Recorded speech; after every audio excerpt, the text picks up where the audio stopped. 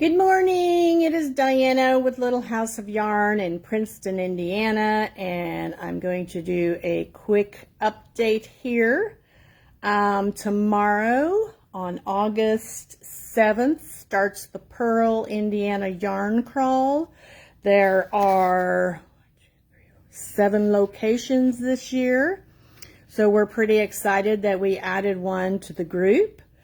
And this goes on until the 16th.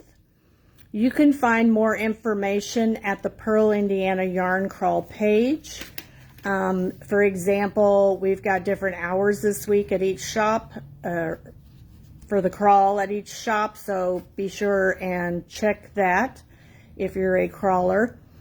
For example, at my shop, I will be closed on the Sundays, but I will be here Monday. I'm usually not here on Monday, so Monday the 10th, I will be here from 10 to 4.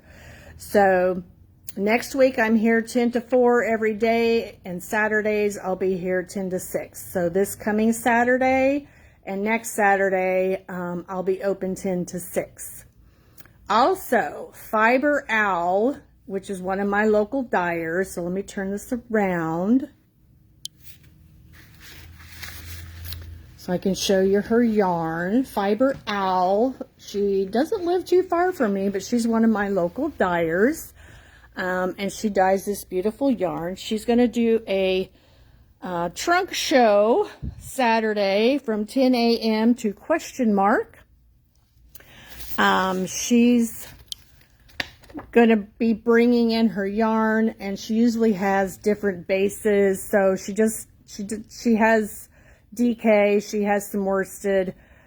So if you're not into the fingering, she'll have that available. She's going to have some new colors. So it would be nice if you could come out and support her. And if you live in the area and you've always wanted to try a hand-dyed yarn, I'm going to tell you something. I fell in love with hand-dyed yarn. I was a commercial yarn girl all the way, and then I got my first skein of dyed yarn, and I just fell in love with it. And it's just been just awesome ever since then. That's why I have this shop. So come out and support her. If you are a yarn crawler and you did pre-orders, your yarn and your passports with goodies are here and available. And I wanted to show you the passport. This is what they look like. And then these are all the shops that are participating. Pretty simple rules. You're eligible to receive 10% off selected merchandise in each shop during the yarn crawl with this passport. If you complete the crawl, which means you get a stamp from each shop, so you need 7 stamps, you're entered into the grand prize, which is a value of over $200.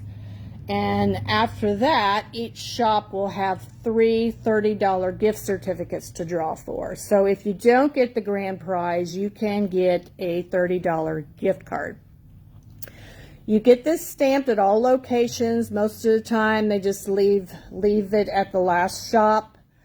I was elected to do the grand finale drawing this year again, so I will be posting that when the crawl is over.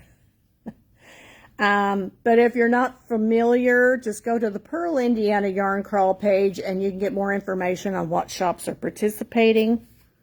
We kind of kept it in a nice loop. So we got the northern loop, we got a southern loop. You could do it in a couple of days. Some people elect to do it in one day. This is why we're staying open till 6 o'clock on Saturdays, because those dedicated one-day crawlers, yeah. I am in a different time zone. I am Central. Everybody else is Eastern. Okay, so please note that. So when you buy the passport for $10, you also get this cool ruler. It's also a gauge swatch. So if you make garments, you want to do gauge swatches. Some of us live on the edge and do not. And then you also get this nice little, you can use it for notions or what have you. This nice little bag with the logo on it as well. So this is what you get for your $10. And let me come over here and show you the yarn. I did order some extras. So if you didn't do a pre-order, I do have extras. So Ba Yarns, Brenda and Heather from Indiana graciously took on the dye job, and we did some 10-year anniversary colors. So I have this left in the fingering, and I have this left in DK. Most crocheters like that DK. All the shops will have a sample. So this is my sample here. It is knitted. But there's several ideas. I came up with an idea on the way over here, actually. This crochet, this stripe would look stunning in a crochet ripple. So if you were making a scarf, I think it would look lovely in a crochet ripple. It would just look cool. So what else do I have going on at the shop during this time? I do have several bags made up. These are my extra large tote bags. They're not structured, but they will hold a lot of yarn, but you could use them for other things as well. And then I have some structured bags over here, I call them, where they stand up on their own. So I've got some of these over here. Throughout the shop, I'm going to have what's called my trunk show. And this is where items that I've made that I wear using the yarn from the shop are on display. This was a scrappy crochet shawl that I absolutely love, and you do not have to use scrappy yarn. It's a fingering yarn, so you know it takes a little while to do it. I think I used, let me see, I think the designer called for a smaller hook. Yeah, I did a 3.75 millimeter hook. I think she called for a smaller, but I opted for that. But I've got that, and then I've got this cute vest that I wear in the spring and the fall on display. And then when you come over here, I've got a table over here with some free books and some free notions. Somebody came by and dropped those off. They didn't want them anymore. So please feel free to get those. And so this is another top made out of modern cotton that I made.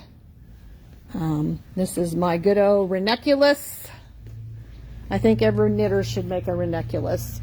This is my favorite top right now. Can't wait to wear it again. And this is another crocheted piece that I made. Took me a year to make because it did use a very small hook. And then here is a vest that I made called the Nola Slipover, using this wonderful alpaca wool nylon blend. It's very light, very warm.